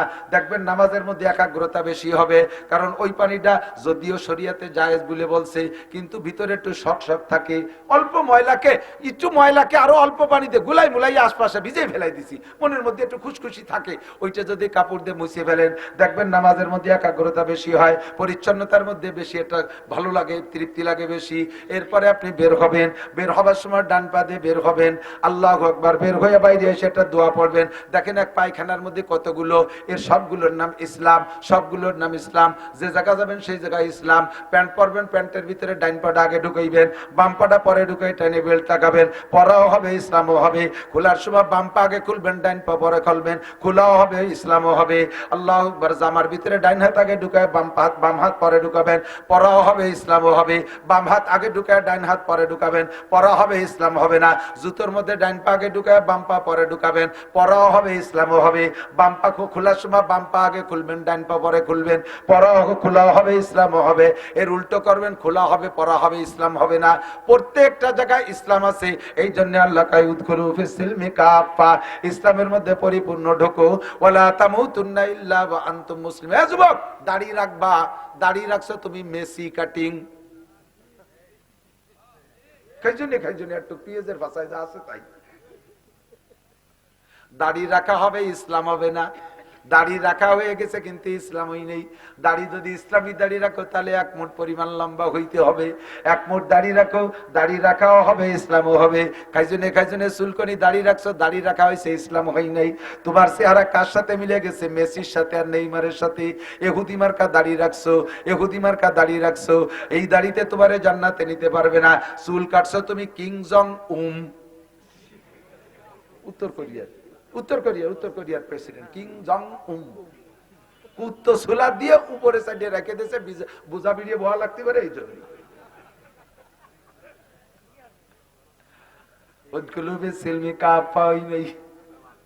মহিলা বোরকা পরছে, বোরকা হলো দুই প্রকার, ইরানি বোরকা আর কোরআনি বোরকা। ইরানি বোরকা হলো টাইট ফিটিংস, উপরে একটা শেরওয়ানি, নিচে একটা জিন্সের প্যান্ট, র্যাবের মতো পাগড়ি বেঁধে থাকবে, এর নাম ইরানি বোরকা, গায়ের সাথে টাইট ফিটিংস। আর কুরানি বোরকা হলো ঢিলা ডালা, একেবারে ঢিলা ডালা হবে, ভিতরে মানুষ আছে না, খালি বোরকা এটি যাচ্ছে, টের পাওয়া যাবে না, এরকম ঢিলা ডালা। মোটা কাপড় দিয়ে, কালো মোটা কাপড়, ছাতির কাপড় দিয়ে বোরকা বানাই দেবেন বউরে মাইয়েরে, আর সুটাই দিয়ে খারে দিয়ে দেবেন, আয়রন করে দেবেন না। আল্লাহ বাসালে আপনার মাইয়েরা নিরাপদে কলেজে যাবে, নিরাপদে ফিরে আসবে, কারণ ওই উমড়ি জুমড়ির দিকে ফিরিও তাকাবে না। আর যে ডাটের বোরকা দিচ্ছেন, জামাইছে বোরকার ঢক বেশি, কাজে কাজেই ডাইকে কথা কয়, এই বোরকার আকর্ষণ বাড়ায়। বাবা কত সময় কেউ কয় না কেন? সবকিছু ইসলাম, সব জায়গায় ইসলাম আছে না নাই? ইসলাম রে মাইপে নিতে হবে। ওয়ালা তামুতুন্না ইল্লা ওয়া আনতুম মুসলিমুন। অন্ধ জগতের অটল বিশ্বাসী পাগলরা, তোমরা অবশ্যই পাগল। যুবক, যুবক আমার দিক তাকাও। এখন যদি মাননীয় প্রধানমন্ত্রী যেহেতু ফিলিস্তিনের পক্ষে, আমাদের প্রধানমন্ত্রী ফিলিস্তিনের পক্ষে, ইসরায়েলের পক্ষে না, বাংলাদেশ আওয়ামী লীগ সরকার ফিলিস্তিনের পক্ষে, বলেন আলহামদুলিল্লাহ। কাজে একদিন আমরা ওই আফগানিস্তানের পক্ষে কথা কতাম, আমাকে হুজুরকে জঙ্গি কত। এখন ফিলিস্তিনের পক্ষে যারা তাকে জঙ্গি কয়, ওই পশ্চিমেরা, তাহলে আমাদের সরকারও জঙ্গি। সরকার ফিলিস্তিনের পক্ষে, আমাদের সরকার যদি আমাদের ফিলিস্তিন গাজায় যাইয়া ইসরায়েলের বিপক্ষে যুদ্ধ করার সুযোগ করে দেয়, রেডি? রেডি? বাড়ি লুঙ্গি আনতে যেতে হবে না, ব্যাগ আনতে যাওয়া লাগবে, এই জায়গাতে আঠা দেবো, কথা কয় না? কথা হলো রেডি? সত্যি? অন্ধ জগতের অটল বিশ্বাসী পাগল, যুদ্ধে যাইয়া হয় মরবো নয় মারবো, কমপক্ষে বাইসে থাকলে পঙ্গু পাঙ্গা হবো, ঠিক না? জীবন বইরে খোলাকানা হয়ে থাকবো, এটা কষ্টের ব্যাপার না? তার চাইতে নামাজ পড়া কি বেশি কষ্ট? তাহলে যুদ্ধ করতে রেডি, নামাজটা কেন পড়তে রেডি না? যুদ্ধ করতে গলা কাটায় দিতে রেডি, দাড়ি কাটা রাখতে রেডি না কেন? এত কিছু করতে রেডি কেন? তুমি শরীয়তের বিধিবিধান গুলো বডির মধ্যে সেট করতে রেডি হও না। উদখুলু ফিস সিলমি কাফা। আজকে থেকে পাক্কা প্রতিজ্ঞা, নামাজ পড়বই। বলেন বলেন বলেন, পড়েন। নামাজ পড়লে শান্তিও পাবেন, নামাজ পড়লে মনের মধ্যে একটা আলাদা আনন্দ লাগে, কন না? কথা কন? প্রফুল্লতা লাগে আলাদা, কাজের ভিতরে সাহস লাগে আলাদা। নিজে লেখাপড়া করো, জেনারেল খেলাধুলা করো, বিকেল বেলা খেলো, তোমার যে খেলা ভালো লাগে খেলো, সতর খোলা না লাগে, হরস্তরক করা না লাগে, খেলো। আজান হইছে, তোমার ব্যাটটা ফেলাইতে এতো, নামাজ পড়ি আসি আগে। ব্যাট ফেলাই রেখে দাও নামাজ পড়তে, ক্রিকেট ফেলাই রেখে নামাজটা পড়ি, আসো দোস্ত আবার খেলি। ফুটবলের টাইম খেলা, বাস আজান হয়ে গেছে, আর হবে না, এক বলে বাড়ি হবে না, চল যায় নামাজ পড়ি, নামাজ পড়ি এসে আবার খেলো। জেনারেল পড়ো, ইংরেজি বাংলা অঙ্ক পড়ো, ডাক্তার ইঞ্জিনিয়ার হও, কোনো দোষ নাই। ফাঁকে নামাজটা পড়ো, নামাজটা পড়ো, তোমার ওই পড়ায়ও বরকত হবে, চাকরি পাবার সময় মতো। আর যুবক যদি নামাজি হয়, আমার দিক কোন যুবক যদি আল্লাহ ওয়ালা দিনদার হয়, কলেজ স্টুডেন্ট হোক আর হাই স্কুল স্টুডেন্ট হোক আর পাবলিক হোক আর চাকরিজীবী, যুবক ফ্যামিলির যুবকরা যদি দিনদার হয়, আমি চ্যালেঞ্জ করে বলতে পারি ওই বাড়ির মেয়েরা খারাপ হইতে পারবে না। কারণ মেয়েরা বাপরে যত ভয় না পায়, দিনদার ভাইকে তার চেয়ে বেশি ভয় পায়। দিনদার ভাই, আমি তো বাপ, আমার মেয়ে, ছোট দুটো মেয়ে আছে, মাঝে মাঝে ওরা একটু পুতুল মুতুল পোলাপান, তো এই প্লাস্টিকের পুতুল মুতুল মেয়েরা যে বাড়ি বেস্তি আনে ওই কেনে, আমি দেখলে ছোট মেয়ে, তাদের পর তার শরীয়তের কিছু না, খেলাধুলা করতেছে। ছোট মেয়েটা ওর সেজে ভাই, আমার সেজেছিলেন আজিজুল হক, আলিবাগ পড়ে, ওর খবরে আকমাল কই ডাকে, যদি শোনে যে আকমাল বাড়ি আসবে, ডাকাইতে বাড়ি আসবে, সেই দিন রাতারাত সব কোয়ানে গায়েব করে ফেলে দেয়, তার খবর নেই। আমি বাপ, এত বড় দামি নামি বাপ, আমারে ভয় পায় না, ও ভাইকে ভয় পায়। সত্যি না মিথ্যা? মা বাপে অনেক সময় শাসন করতে পারে না, আদরে আল্লাহ দে, কিন্তু ভাইরা যদি দিনদার হয় তাহলে বোনদেরকে কন্ট্রোল করতে পারে খুব সুন্দর। এই জন্য যুবকরা, তুমি কি কন্ট্রোল করবা? তোমার ভাষায় 3 জুড়ি, তোমার ভাষায় 3 জুড়ি, তুমি আবার কার ভাষা টোয়ায় বেড়াবা? তুমি বুন্ডে ঠেকাবা, সে যদি কয় তুই দি সেদিন 3 চিমড়ি নিয়ে আসলি, তোমার মহিসুন কালি লেগে যায়, তুই যা পারিস করি বেড়া যা, এ কোয়া ছাড়া তোমারটা তো তুমি ঠিক রাখতে পারছিস না, ঠিক না? কাজেই আমরা সকলে আজ থেকে নিজের পরিবারকে কন্ট্রোল করব, রাজি তো? করা যাবে তো? গান বাজনা কোনো কিছু আমাদের এলাকায় সামাজিক ধর্মীয় যে অনুষ্ঠানগুলো আছে, কোনটাই বক্স ড্যাক্স গান বাজনা কিছু করব। আমাদের এই যে উপজেলা প্রার্থী আগের বারও প্রায় পাশ করে গেছিলেন, যদি ভালো হয় তকদিরে থাকে এবার ইনশাআল্লাহ জয় হয়ে যাবে। থাকবেন তো ইনশাআল্লাহ? আরে ভাই যে যা করেন করেন, আমি ভোট চাচ্ছি না, আমার গোপালগঞ্জ, আমি এখানে ভোট চাইতে, উনি উপজেলা চেয়ারম্যান আমার এক জান চাইল দেবে নাকি? কিন্তু ধীরে ধীরে ধীরে ধীরে আগাইতে থাকতে হবে। আর ফেয়ার নির্বাচন, এবার কি সুন্দর নির্বাচন হয়েছে, কোনো ভোট কাটাকাটি নেই, নিজেরা তো 2 দল, কাজেই অনেক কাটার সুযোগই নাই, কাটতে গেলে এবার নিজেকে আর এক দল তো ডাল ছড়কি নিয়ে দাঁড়ায় রয়েছে। নির্বাচন সঠিক হয়েছে, এটা ঠিক আছে, তাই তো যাই হোক না কেন, তা আশা করি এই গতিতে সামনের নির্বাচনও কাটাকাটি হবে না। একজন আল্লাহওয়ালা মানুষ, দিনদার মানুষকে সমর্থন দিয়ে ইনশাল্লাহ ফায়দা হবে, ফায়দা হবে। উনি নিয়ে আসছে আমার কাছে একদল যুবকদেরকে, সে যুবকরা গান বন্ধ করে দিয়ে, মেলা বন্ধ করে সুন্দর মাহফিলের ইন্তজাম, আগামীবার সেই যুবকদের পক্ষ থেকে উলামা সম্মেলন হবে ইনশাআল্লাহ, বহুত উলামায়ে কেরাম আসবে। এইরকম একটা যুব সংগঠন আমরা করতে পারবো না ইনশাআল্লাহ? করা যাবে তো? আমি এভাবেই তোমাদের জন্য দোয়া করবো, মাহফিলের ভিতরে তোমাদের প্রশংসা করবো। আর এই প্রশংসাটাই দোয়া, আলাদা হাত উঠে মোনাজাত করা লাগে না, প্রশংসাই দোয়া। গান বাজনা হতে দেব না, বিবাহ অনুষ্ঠানে মাইক বাজতে দেব না, বক্স ডেক্স আনতে দেব না, ঠিক? তোমরা পারবা, বুড়োরা পারবে না। এ কাজ করতে হবে যুবকদের। এলাকার থেকে গাঁজা বা ফেন্সিডিল আমরা পারবো না বন্ধ করতে, আমরা খালি ভয় দিয়ে ছাড়িয়ে দেবো, কিন্তু যে জায়গা খায় সে জায়গা তো আমরা যেতে পারি না।